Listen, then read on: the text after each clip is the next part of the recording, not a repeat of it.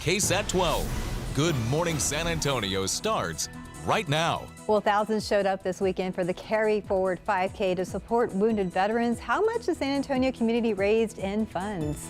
And Southwest Airlines is expanding their perks for rewards members. We're going to tell you how passengers can take advantage of the new perk from takeoff to landing. And the U.S. Department of Agriculture says SNAP benefits will not be distributed on November 1st. Our Devin Karp is live this morning at the San Antonio Food Bank with what they are prepared to do. All right, yes, Devin's been covering that for us this morning. We know that's going to be affecting a lot of our families, but good morning to everyone out there. It is Monday, October 27th. Happy Monday, and we hope you had a good weekend. A lot going on in the San Antonio area. I mean, we had Muertos Fest, we had Paul McCartney, and the Spurs game. Yeah, the Spurs, so I was able to go to two of those. Nice. Muertos Fest was great. Obviously, it was beautiful out there.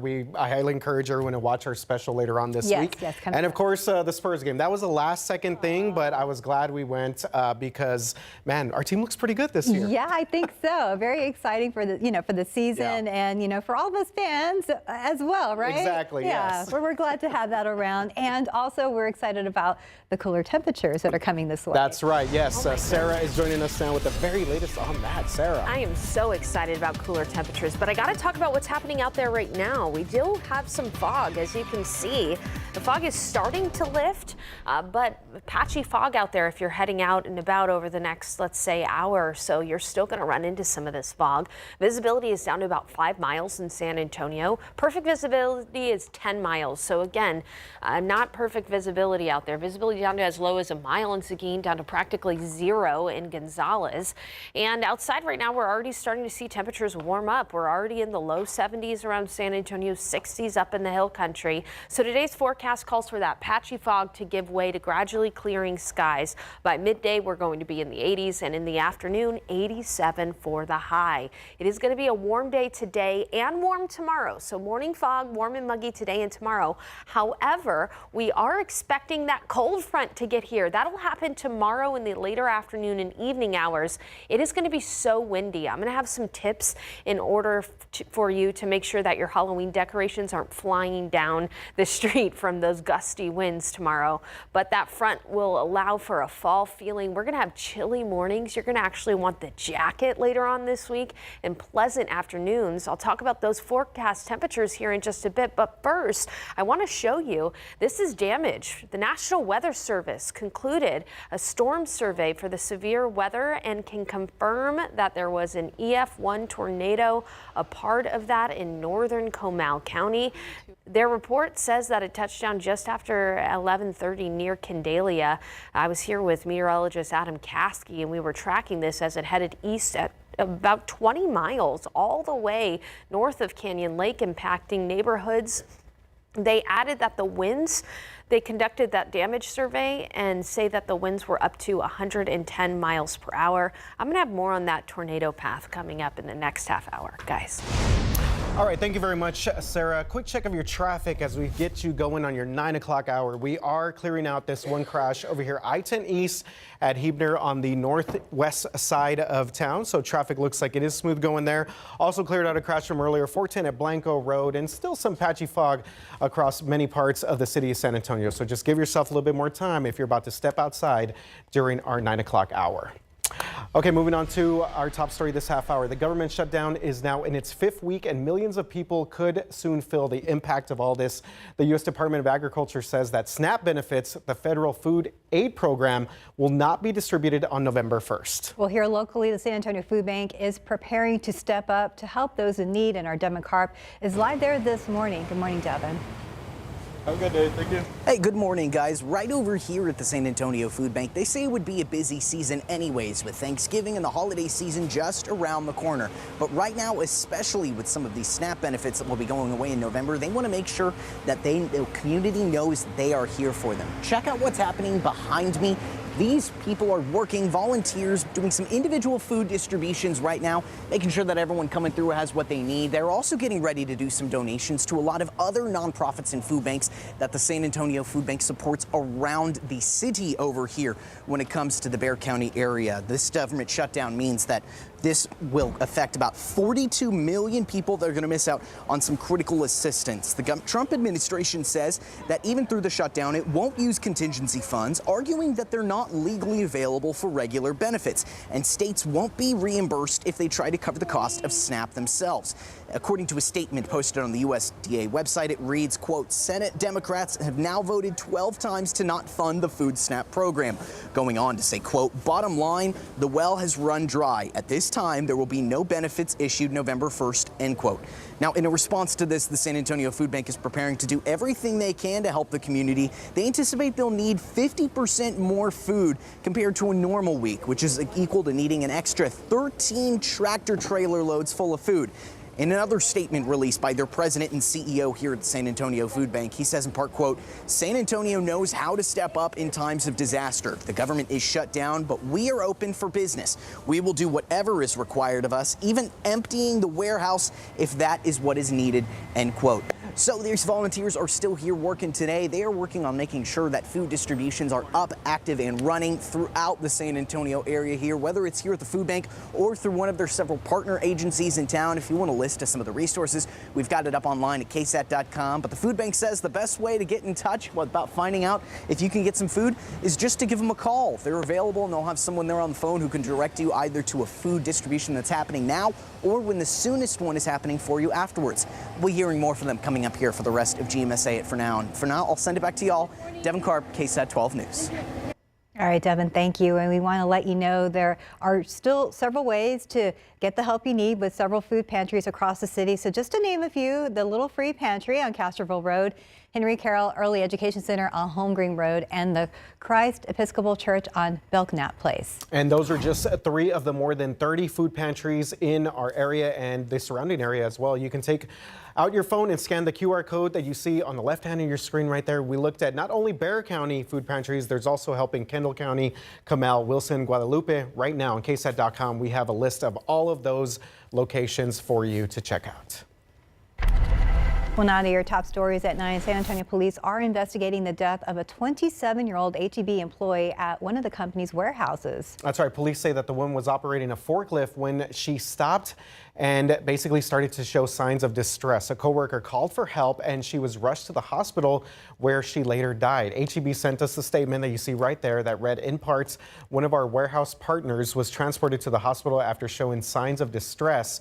She later passed away at the hospital. It continues on here. Our HEB family is heartbroken and we are providing support too and are in contact with the family during this difficult time, end quote. Well, jurors, the prosecution, and the joint defense are back in court this morning for the 3rd full week in a high-profile murder trial. These are for the former 3 San Antonio police officers. So far, up to this point, jurors have heard what a former San Antonio police officer told investigators hours after he and 2 other former officers shot and killed Melissa Perez. Alfred Flores was the lead officer on the scene the night that Perez was shot and killed in an apartment back in 2023. At the end of last week, Detective Deanna Platt was on the witness stand. She took down Flores' written statement the morning after the shooting. Well, in his statement, Detective Platt says he never asked for additional resources like the SAPD mental health unit on the night of the shooting. So if found guilty, all 3 officers face up to life in prison. Now, we are live streaming this trial, gavel to gavel, right now on KSAT.com, KSAT Plus, and our KSAT YouTube page. Okay, shifting gears, New Braunfels ISD is reopening middle and high school libraries after ruling that 11 books are non-compliant with SB 13. So that's a new state law banning indecent, profane, or harmful content. Earlier this month, the board voted to temporarily suspend library services for secondary schools to review over 190,000 materials. The list of books under review is now on the district's website for parents and for teachers to see. So looking ahead, also here, San Antonio ISD taking the next step in its right-sizing plan after closing more than a dozen campuses. The district is now hosting reimagined community meetings at schools that will soon welcome new tenants. So Brewer Academy hosting a meeting today. This is followed by Gonzales Elementary tomorrow and Pickett Academy on Thursday. So each one starts at 5 p.m. This is with a presentation, a tour, and there'll be time for questions as well. Okay, more than 66,000 people in Bexar County have already taken part in early voting, and you still have time to do so as well. Take a look at some of those dates on your screen. Early voting ends at the end of this month, Halloween, October 31st. Then Election Day, of course, is on November 4th. Well, right now there is a lot of focus on the funding propositions for the Frost Bank Center and a new downtown arena, but the entire state will be voting on amendments to the Texas Constitution. One of the most significant here affects bail and the denial of it in a certain case. So it's Proposition 3 on the ballot. And if passed, judges would be required to deny bail for people accused of certain felonies. So the state would have to show that bail would not be enough to make sure the accused isn't a flight risk or a danger to the public. Defendants would have the right to an attorney in these bail hearings. And another issue the Texas legislature has been trying to address is property tax relief. Proposition 13 on your ballot, that would increase the resident's homestead exemption from ad valorem taxation by $40,000. What that basically means is that up to $140,000 in value cannot be taxed to pay for public schools. And we have a lot more details on all of these constitutional propositions right now on our website, KSAT.com. Okay, despite the shower Saturday morning, more than 2,000 people showed up for Wounded Warrior, that project Carry Forward 5K. The Wounded Warrior projects Carry Forward 5K. With a bit of delay due to the rain, it turned out to be a 1K, but that didn't stop people from coming together to support our wounded veterans. Well, many people participated in the run carrying a flag or a weight symbolizing the physical and emotional load that veterans carry in service to our country. Because it's not about running or walking a 5K, it's about carrying more than yourself and carrying an honor to all those warriors and veterans who keep this country free. Well, the event raised more than $200,000 for programs that helped wounded veterans and their families.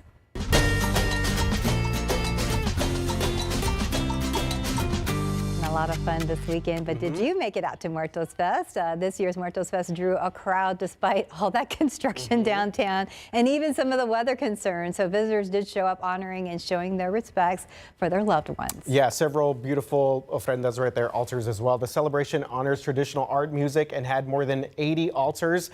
Muertos Fest is one of the largest festivals in the country, and it attracts people from, again, all over parts of the United States. And if you were not able to make it out, guess what? We have got you covered. We have got a special that we're going to air. It's going to be a rebroadcast of this event, and it's going to take place this Wednesday, October 29th at 8 o'clock. So set your clocks or set your calendar. It'll be filled with stories behind the altars, the musical performances, and of course, the procession and much, much more. Yeah, procession's always fun to see, and you know, the altars are beautiful. That's right. Yeah, they were, and it seemed like they expanded it out a little bit because they stretched it to the Tower of the Americas this year. I don't know if that was something different.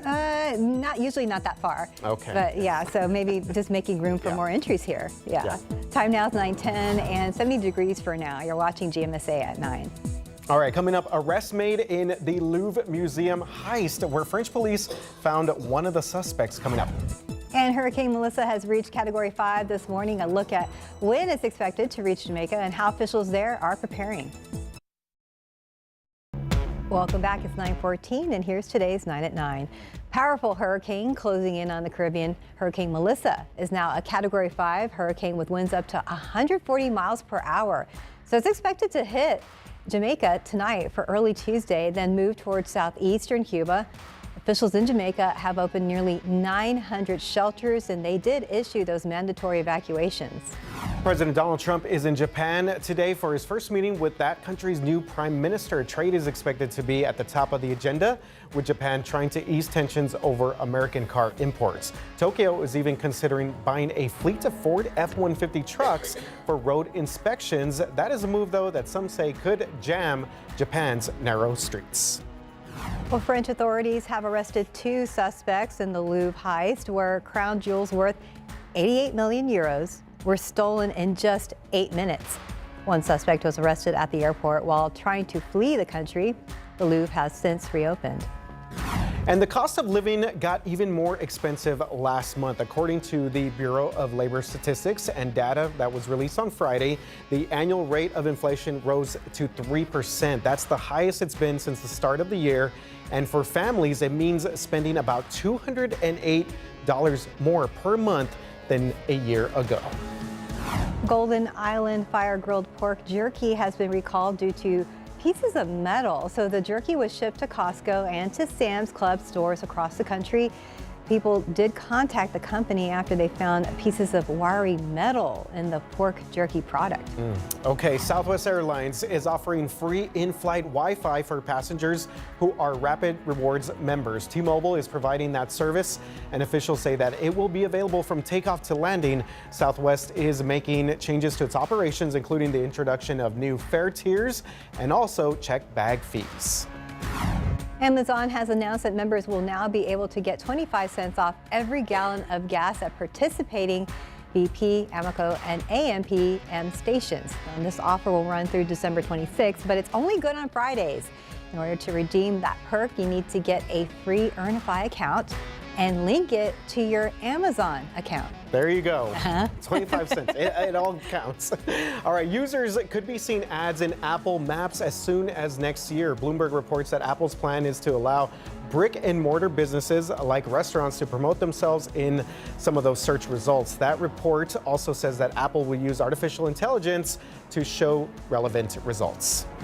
Well, the Mega Millions jackpot continues to grow after no ticket matched all 6 numbers in Friday's drawing. The jackpot has now surged to $714 million, making it the 9th largest amount in the game's history. So that drawing is tomorrow, so good luck to everybody out there. Alrighty, we have got some areas of fog around San Antonio. Right now, visibility is less than a mile in some places like Hondo, Sabinal, Seguin, and Gonzales. Around the Alamo City, we've generally got visibility anywhere from 2 miles to about 7 miles. So there are areas of patchy fog, and these low morning clouds are going to be with us until the afternoon, when we'll be looking at mostly sunny skies and quickly warming temperatures. Today is going to be a warm one. This afternoon, 87 for the high, and cooling into the 70s after sunset. So a warm day here in San Antonio and across south central Texas. Take a look at Del Rio, Eagle Pass. You'll be at 93 degrees. Meanwhile, down there in Laredo, it could be close to 100. So we're enjoying some heat today and tomorrow, but on the horizon, there is that front. This front is going to move through tomorrow, but we have to be patient. It's still going to be warm tomorrow because the front is not going to move through San Antonio until after the daily high temperature in the afternoon. So take a look at futurecast temperatures here. As we head into tomorrow morning, there will be a very quick, sharp cool down across the Panhandle and into Dallas. Temperatures will start to cool in the mid-morning hours, but watch what happens for us here in San Antonio. We still see a high of nearly 90 degrees in the Alamo City. Again, that front moving through after 3 p.m. The first thing you're going to notice with that front is that the winds are going to pick up tomorrow night. Take a look at wind gusts. We're going to see wind gusts of up to 35 to 45 miles per hour, especially in the overnight hours tomorrow. So I'm thinking about all of those lightweight Halloween decorations, and you might want to make sure they're fully secured, or else you're going to end up fishing for them. Again, the first thing you'll notice are the gusty winds. Temperatures will plummet, and by Wednesday morning, we're going to wake up nearer to 50 degrees, the coolest we've been all season. And the high is going to struggle to get out of the 60s on Wednesday. And then take a look at Friday and Saturday. By Thursday and Friday mornings, you're going to want a jacket. You're going to really want to make sure the kids are bundled up before they go to school. Now, they won't necessarily need the jackets in the afternoon because it's going to be in the low 70s. But still, this is that first crisp fall feeling in the air. And guess what? We can enjoy it. You know why? Because we got rain on Saturday morning. So this front is not going to be giving us any rainfall, but it is going to make it feel a lot more like fall. So let's talk about Halloween. As I mentioned, highs are going to be in the 70s on Friday. Temperatures will fall from the 70s into the 60s Friday night. Sunsets around 6:48. It'll be very nice with low humidity and quickly cooling temperatures. So the kids won't need the jacket when they go trick-or-treating, but they won't be sweating either. It's pretty much going to be Goldilocks weather. Just right. Perfect for our Halloween forecast. And if I just gave you a costume idea, Goldilocks, that's a good idea too. All right, so morning fog tomorrow, a high near 90. Will be windy when that front moves through tomorrow evening. 68 for the high on Wednesday. Chilly on Thursday and Friday mornings. Comfortable though in the afternoons. And that weather, nice weather continues into the weekend, even though it's not going to be as cool. It'll still be pleasant with low humidity on Saturday. Humidity does make a bit of a return on Sunday. Hey, coming up, guys, in the next half hour, we're going to talk about how much rain fell Friday night and Saturday morning. We're also going to take a more in-depth look at that tornado's path through Kendall and northern Comal County. That happened on Friday night as well. Gotcha. I wonder if we got enough, the rain that we needed. It seemed like a lot, of course, but it just came all at once. I'm glad you brought that up. I'm going to compare that to the drought. She's got the answer. Yes. All right, Sarah. I know a lot of people looking forward to that fall weather that we're supposed to get this week. Yes. Thank you, Sarah. Okay, 9:21 right now as we get you along here on GMSA at 9 o'clock. Well, Taco Bell is trying to reach a younger audience, this time focusing on beverages. We're going to explain in this morning Money Matters. We'll start here. The U.S. and China have reached a framework trade agreement avoiding a 157% tariff on Chinese goods. The breakthrough came during President Trump's visit to Malaysia, the first stop on his Asia tour. It also eases tensions ahead of Trump's meeting with China's President Xi later this week. Trump now heads to Japan, where he'll meet with that country's first female prime minister. He'll also said he's open to adding North Korea to the trip, but no plans on that are confirmed. Boeing defense union workers in St. Louis rejected the company's latest contract proposal Sunday, extending their strike into a 13th week. The offer included Boeing shares and a $1,000 retention bonus, but union leaders want a larger bonus, higher wages, and better retirement contributions. The strike has delayed delivery of some fighter jets and other aircraft. No word on when talks might resume, but Boeing's expected to report an unprofitable third quarter on Wednesday. Taco Bell is expanding into designer beverages to help boost sales. The company plans to open at least 30 Live Más cafes inside existing restaurants by year's end. So the cafes feature belristas who customize drinks ranging from blended coffees to flavored lemonades. Taco Bell says it's sold more than 600 million drinks this year so far. That's up 16% over last year. The fast food chain wants to turn its specialty drink concept into a $5 billion business. All right. Ready for that? Churro chiller? Yeah, Live Más. Here we go. Not what I think about when I go to Taco Bell, but I know. Same here. Same here. Well, time out is 9:27. We're at 73 degrees for now. You are watching GMSA at 9. Well, if you're thinking of shopping for those holiday gifts, you may want to hold off for now. Right now, we're going to tell you about the best time to start checking in on some of those Christmas lists. Welcome back. It's 9:30 and it's a tough topic, military sexual assault. However, local survivors are finally finding their voice and they want you to know about it. Numbers are increasing in 3 of 4 branches, which is why a San Antonio nonprofit created an entire symposium on this issue. So 2 brave survivors opened up to our Courtney Friedman about what needs to change. So this is the first time you're sharing your story? Yes. Out loud? Yes. Wow. Well, thank you for doing that with us. What makes you want to do that? As I feel like every soul, every human has a purpose in life, and this is my purpose. Justine Castoreno served 3 years in the Navy from 2015 to 2018, honorably discharged early because of the abuse she endured. You had experiences that fall under the umbrella of military sexual trauma. Yes, I'm a female, so. So what does that mean then? On a ship, there's nothing but men. A lot of men. Do you feel like you're a target for sexual assault because you're a woman on a ship? Yes, and on deployment. Because that came out of your mouth really quickly, like it was an obvious thing. Yes. And so is this, you think, how a lot of women feel? Yes, I do. I just don't think they speak about it. So what needs to change then? Awareness, and talk about it, share it.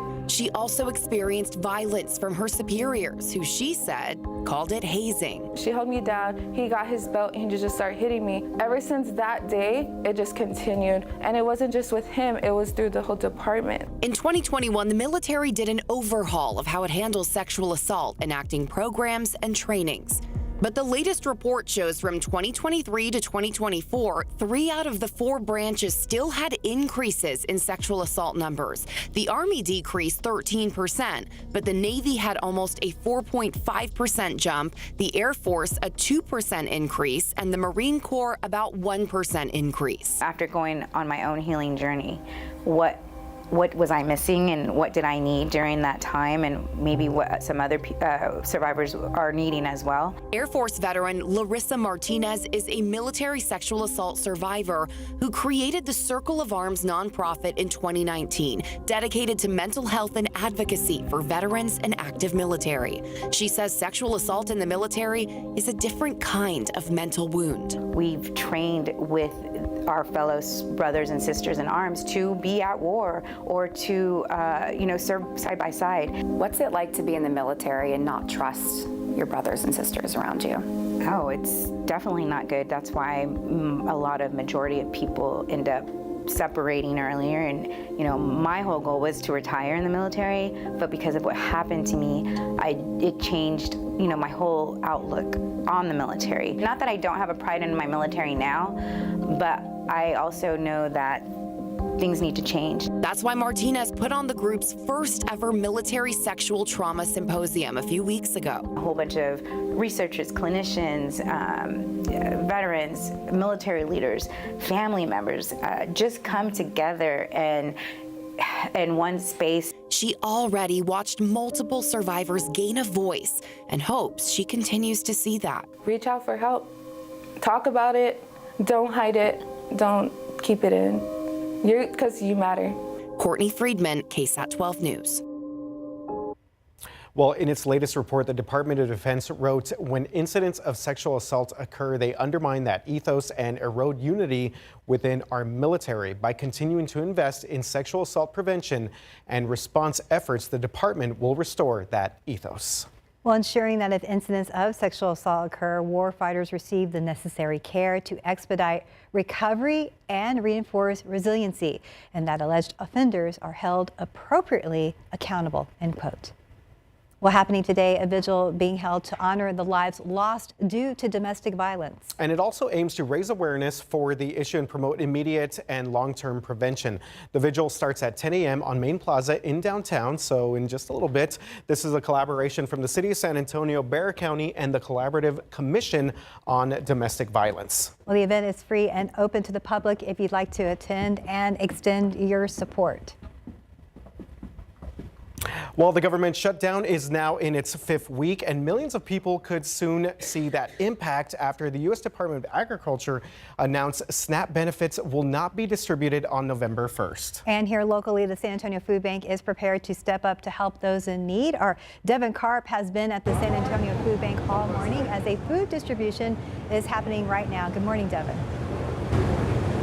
Hey, good morning, guys. I just finished speaking with the president and CEO of the San Antonio Food Bank, who says it's already a dire time of need with them, with Thanksgiving and the holidays coming up, not to mention the rough year they've had with funding cuts at the beginning of year, the Kerrville and Hill Country floods, where they gave a lot of food donations up to the affected Hill Country after this. And now they say after a natural disaster comes a man-made one, the government shutdown. It's affecting their supply, and they say it's going to affect the more than 300,000 people in San Antonio alone who get SNAP benefits. Now that they won't be having them, they're going to be looking to the next thing, and that's where he says the San Antonio Food Bank is here to step up and help. They're having a food distribution right now and working to make sure that they distribute the food they have in their warehouse to their other partner agencies, food banks, nonprofits, other great helpers around the city of San Antonio that also do what they can to make sure that everyone has food on their plate at night. He says that the experience of seeing all of the need grow in San Antonio over the last month has been humbling, and he wants to make sure that no matter what, everyone knows they have a place they can go to if they need food on their table. We sure need volunteers right now to help with these added distributions, or just share this link. Get the word out, use your social media, but please, in Washington, figure out how to open the government so that people get paid and benefits are delivered, so that the demand at local food banks isn't like what we're seeing here in San Antonio. If you want to head over to KSAT.com, you can see a link to an article we've got already up where you can see some of the different food resources in San Antonio, whether with the food bank or with other organizations here in town. We're going to be following along with those throughout the rest of the morning here, and with more coming up at the news at noon. For now, I'll send it back to you all live at San Antonio Food Bank. I'm Devin Karp, KSAT 12 News. Well, thank you very much, Devin. We are seeing areas of sun peeking through these morning clouds, but generally we do have some fog out there. I want to start though with a look at the pollen count because it's good news. We've got molds and ragweed there, but they're low. That is great news after all of that rain on Friday and Saturday. We saw molds go up a little bit. Here's a look at the situation right now as the sun is rising, and you can see that we have got some areas of fog allowing for visibility to be less than ideal around San Antonio. Visibility is down to 0 in places like Uvalde and Gonzales, down to 4 miles in New Braunfels. But you can see that we're dealing with sunny skies up near Fredericksburg. Gradually, these morning clouds are going to clear, and we're going to be seeing temperatures which are in the 70s right now get into the upper 80s by the afternoon. So thank goodness there's a cold front on the way, and this cold front is going to be strong. We're going to see our afternoon highs go from the 80s into the 60s on Wednesday. Our morning lows are going to fall from the 60s to the 40s. You're actually going to want the jacket at some point this week in the morning hours, and the humidity is going to be swept away. It's muggy out there right now, but by the time that front moves through, it'll be very dry, chapstick weather in San Antonio. More on those morning lows being very chilly, and a look at how much rain fell around San Antonio over the weekend coming up in a bit. All right, time to talk some San Antonio Spurs. Lots of people got to check out the Spurs in action during their home opener against the Brooklyn Nets. San Antonio, again, doing great so far. They opened the season on the road with a couple big wins over the Mavs and Pelicans, and then check that out. Yesterday, they hung up a banner in honor of head coach Greg Popovich and his NBA record 1,390 career wins. So that was just the start of what was an eventful day for the Silver and Black. The Spurs did beat the Nets to improve to 3-0. 6 Spurs finished in double figures, led by the one and only Wemby, what they were calling MVP Wemby. I think that's what they were calling him yesterday at the game. 31 points, 14 boards, 6 blocks, and 3 steals. And tonight the Spurs are back on the court, getting ready to take on the Toronto Raptors right here at the Frostbank Center. The game is going to tip off at 7 o'clock. And as our very own John Paul Barajas shows us, fans at the Frost were excited about the home opener yesterday and the rest of the season to come. Castle is on the verge of becoming an all-star. So go Spurs, go! Go Spurs, go! What? Go Spurs, go!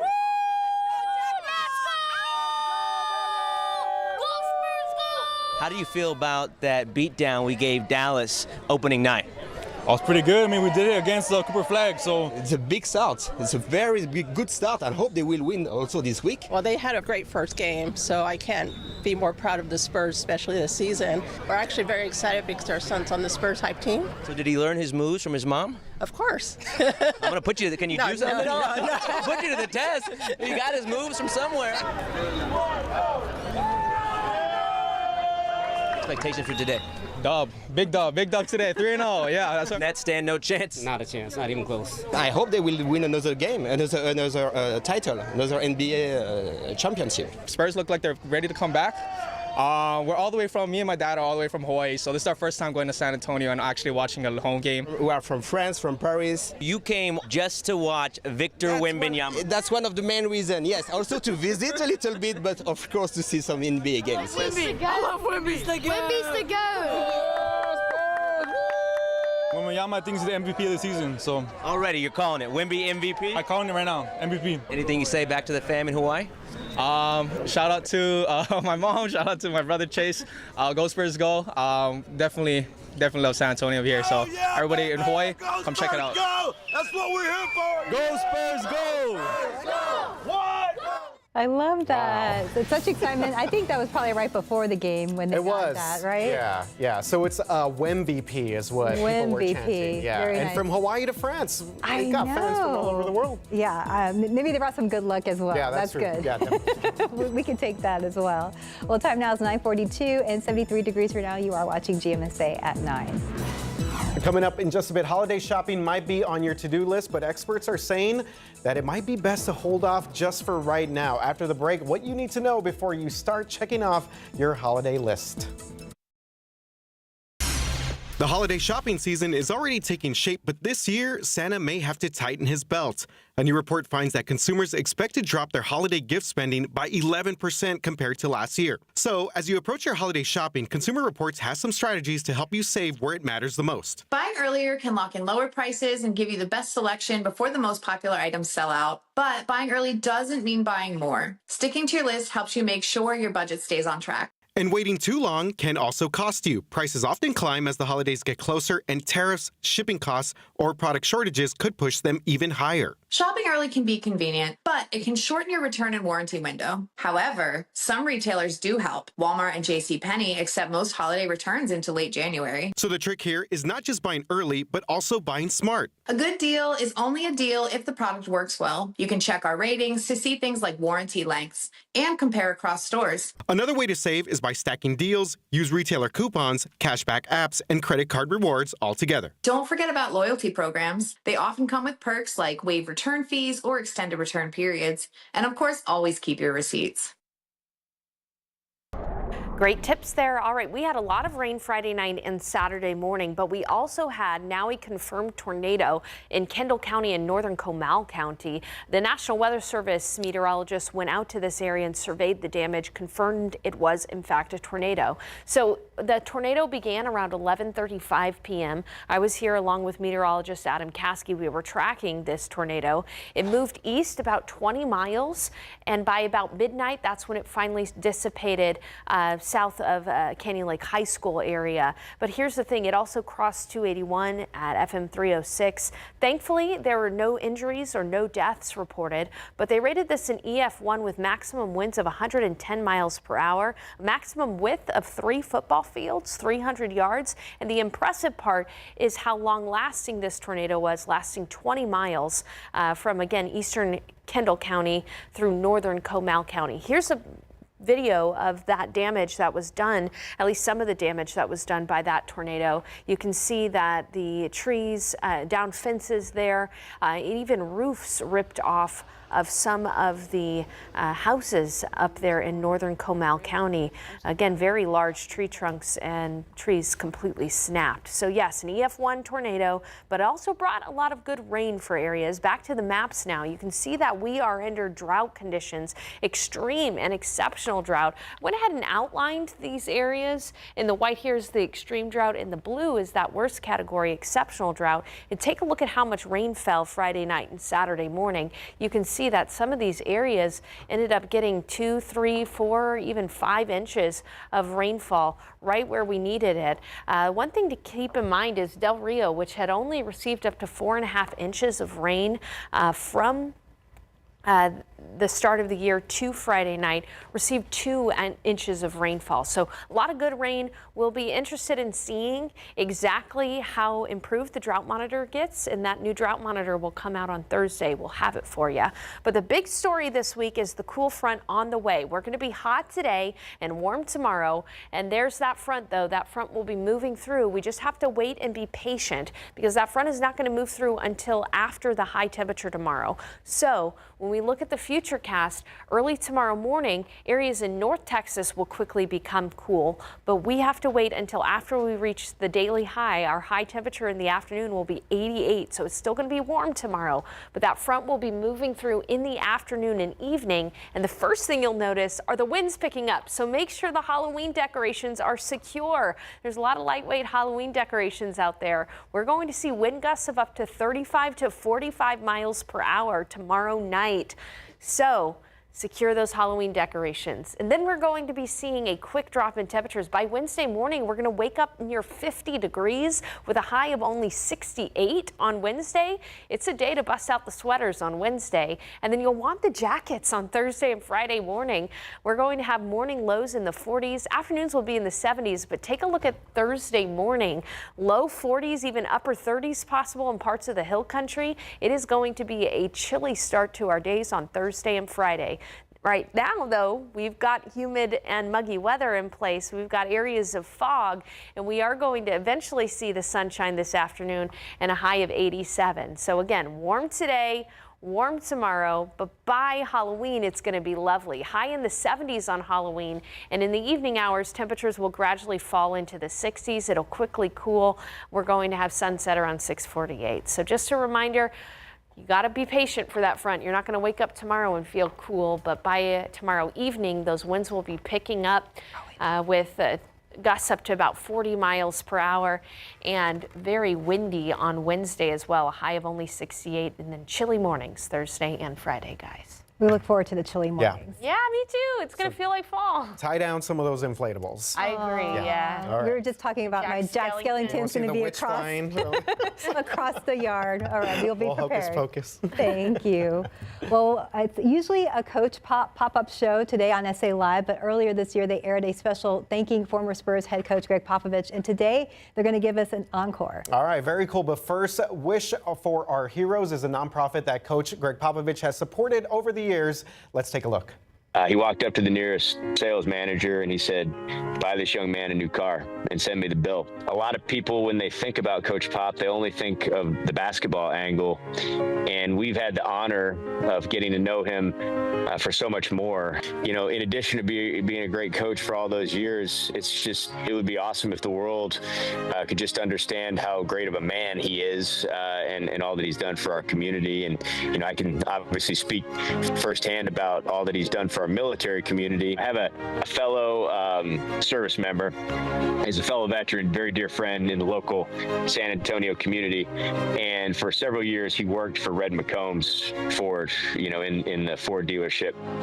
And one day there was a young man who broke down on I-10 on the side of the road, and he had a little baby girl with him. And all of a sudden, a Mercedes pulls up behind him and pulls over, and somebody gets out of the Mercedes, and it's Coach Pop. And Coach Pop asked him if he's okay. He explained that his car broke down, and Coach Pop says, "Get in." And so the young man and the daughter got in the car with Coach Pop. Coach Pop drove roughly from where the Spurs previous practice complex was to the Red McCombs dealership. He got out, he walked into the dealership. My good friend was there, standing there when he walked in. He walked up to the nearest sales manager and he said, "Buy this young man a new car and send me the bill." And he did. He bought him a new car right then and there on the spot and paid for the car outright. So that's probably not a story you're going to hear. He may be mad at me telling that, but it was told to me, so technically he can't be mad at me, right? He can't get me in trouble. But that's just the type of person that he is. It's never advertised. It's never public. There's no press releases. You know, the organization doesn't talk about it. He just does it to help people. And that's just the type of person that he is. That's how I know him. And like I said, I know him as a veteran and a service member who cares very dearly about his country.